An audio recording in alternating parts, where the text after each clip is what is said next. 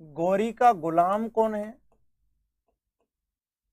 कुतुबुद्दीन ऐबक। एक बात मेरी ढंग से समझना आप, हमें थोड़ा रणथंभौर को समझने से पहले इस चीज को समझना पड़ेगा। मोहम्मद गौरी का गुलाम है कुतुबुद्दीन ऐबक। और मैं आपको एक बात बता दूं, हमारे अजमेर का एक चौहान शासक हुआ, मैं इसलिए समझा रहा हूं कि रणथंभौर रियासत ने दिल्ली का विरोध क्यों किया। अजमेर का एक शासक हुआ करता था जिसका नाम था सोमेश्वर चौहान। क्या नाम था? सोमेश्वर।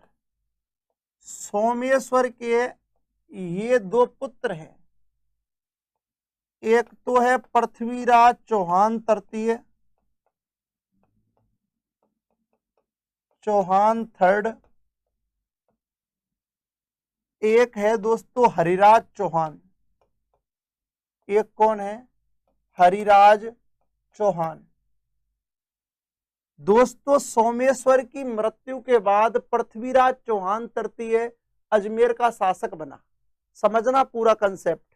बिल्कुल, कुछ लोग कहते हैं सर कंसेप्ट बताओ, वैसे इन कंसेप्टों का आपके वैसे कोई मतलब नहीं है जो पटवारी पुलिस और इनकी तैयारी कर रहे हैं, लेकिन कुछ लोग फर्स्ट ग्रेड वाले हैं, उनको हर चीज में कंसेप्ट चाहिए।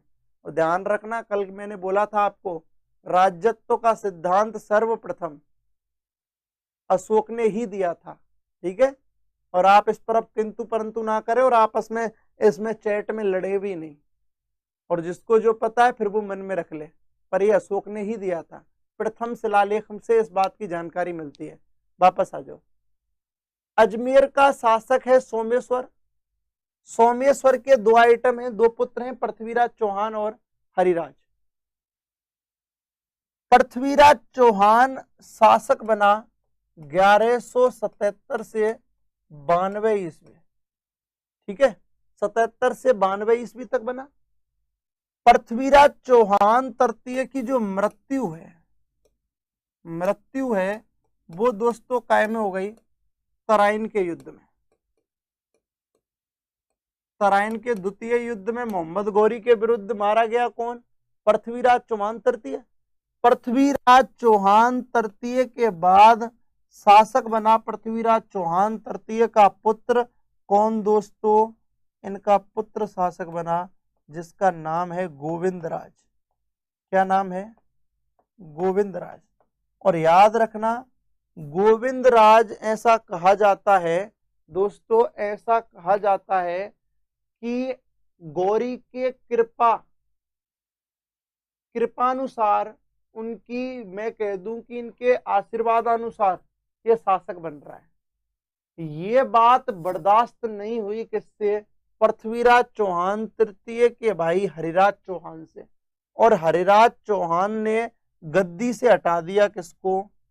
गोविंदराज को गद्दी से हटाया। गोविंदराज को अजमेर पर क्या कर लिया? अधिकार कर लिया। वापस से चौहानों ने स्वतंत्रता पूर्वक अधिकार कर लिया अजमेर पर। यह बात गोविंदराज ने इस बात से अवगत करा दिया किसको? कुतुबुद्दीन ऐबक को। कुतुबुद्दीन ऐबक को फोन कर दिया, अंकल जी प्लीज आ जाओ।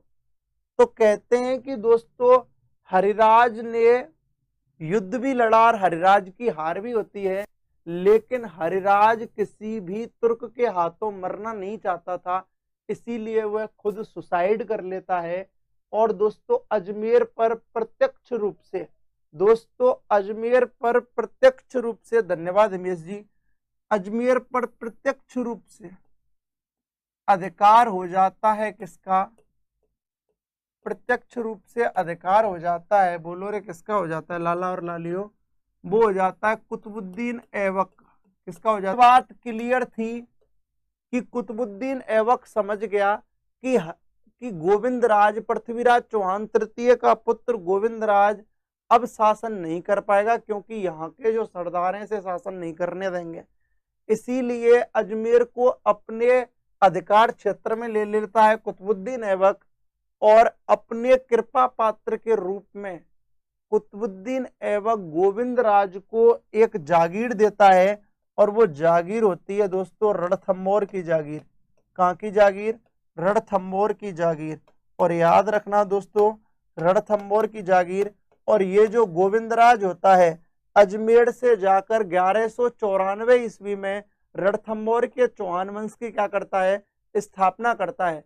जब रणथंभौर के चौहान वंश की स्थापना करता है तो इनका टाइप था किनके साथ, गुलाम वंश के साथ।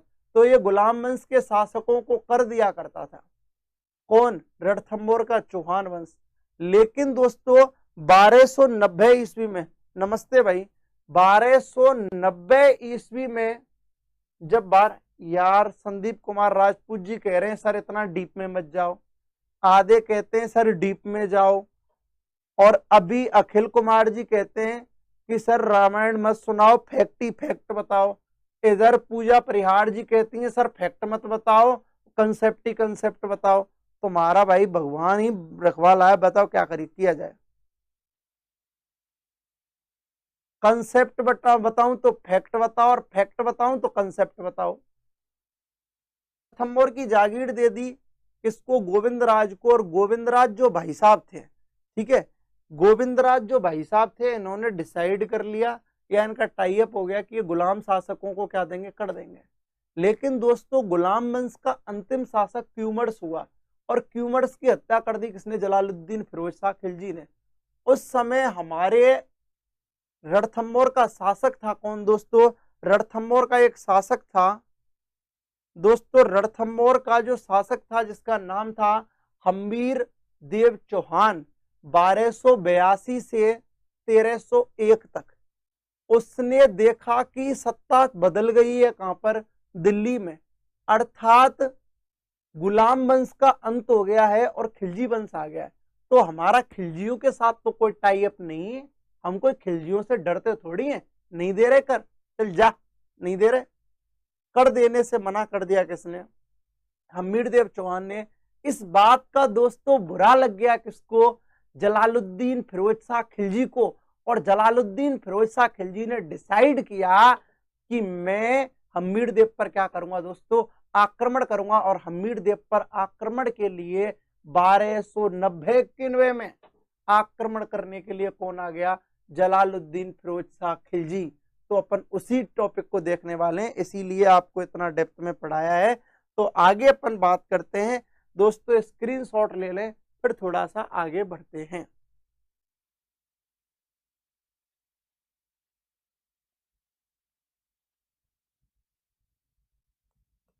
जलालुद्दीन खिलजी का 1290, 91 और 1292 में, दो बार होगा दोस्तों, 1290, 91 में, और दोस्तों अपन बात कर लें दूसरा है 1292 में। मेरी बात समझना आप लोग सभी के सभी। सबसे पहले दोस्तों रणथंभौर अभियान के दौरान इनके मध्य जो युद्ध होते हैं 1291 ईस्वी में, 90-91 लिखते हैं, जहीन का युद्ध होता है, जहीन का युद्ध होता है। और जहीन कहां पड़ता है दोस्तों, रणथंभौर रियासत में था, रणथंभौर रियासत में था, रणथंभौर रियासत में था। तो दोस्तों ये युद्ध होता है जलालुद्दीन खिलजी वर्सेज गुरुदास सैनी, जलालुद्दीन खिलजी वर्सेज गुरुदास सैनी। और गुरुदास सैनी कौन है दोस्तों, हमीर देव चौहान का या हमीर चौहान का सेनापति है। हमीर चौहान का कौन है दोस्तों, सेनापति है। जब हमीर चौहान का सेनापति है, कहते हैं कि इस युद्ध में जलालुद्दीन खिलजी की क्या हो जाती है, जीत हो जाती है। इस युद्ध में दोस्तों जलालुद्दीन खिलजी की क्या हो जाती है, जीत हो जाती है। और दोस्तों जलालुद्दीन खिलजी की जीत हो जाती है और गुरदास सैनी मारा जाता है, गुरदास सैनी मारा गया, गुरदास सैनी मारा गया। और दोस्तों इस युद्ध के अकॉर्डिंग या इस युद्ध के परिणाम स्वरूप जलालुद्दीन जो खिलजी है, जेके ने जहीन क्षेत्र पर अधिकार कर लिया, रणथंभौर के झाइन क्षेत्र पर अधिकार कर लिया, झाइन क्षेत्र पर अधिकार किया। जब रणथंभौर के झाइन क्षेत्र पर अधिकार किया किसने? जलालुद्दीन खिलजी ने। ये बात पची नहीं इन लोगों को। अगर इधर बात करें दोस्तों नेक्स्ट पॉइंट पर,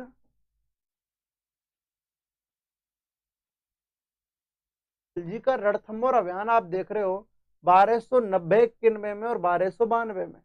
1291 में ईस्वी में झाइन का युद्ध हुआ। रणथंभौर रियासत में एक जगह पड़ती है झाइन। जलालुद्दीन खिलजी बरसेज गुरुदास सैनी, गुरुदास सैनी हम्मीर देव चौहान का सेनापति था जो लड़ते हुए मारा गया। जलालुद्दीन खिलजी की जीत हो जाती है और जेके ने झाइन पर क्या कर लिया? अधिकार कर लिया। जलालुद्दीन खिलजी का ये अभियान अभी रुका नहीं है, जलालुद्दीन खिलजी इसमें आगे भी बढ़ेगा और आगे बढ़ते हुए दोस्तों वो रणथंभौर की तरफ कूच करेगा।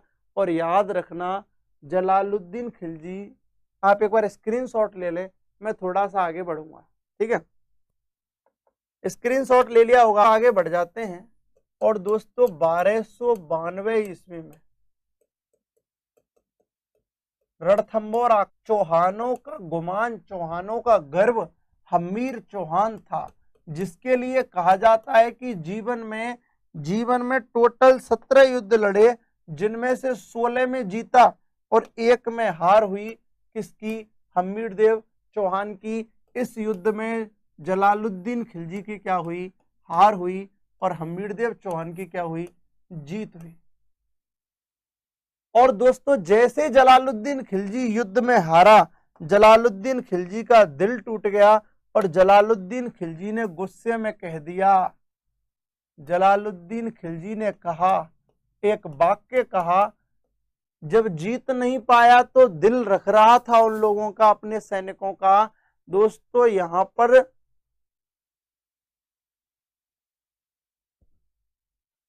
समझे दोस्तों, जलालुद्दीन खिलजी ने यह बात कही, ठीक है? जलालुद्दीन खिलजी ने अपनी सेना का मनोबल नहीं टूटे, इसलिए एक वाक्य कहा कि मैं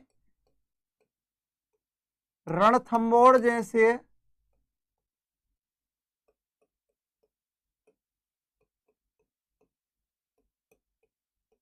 दस दुर्गों को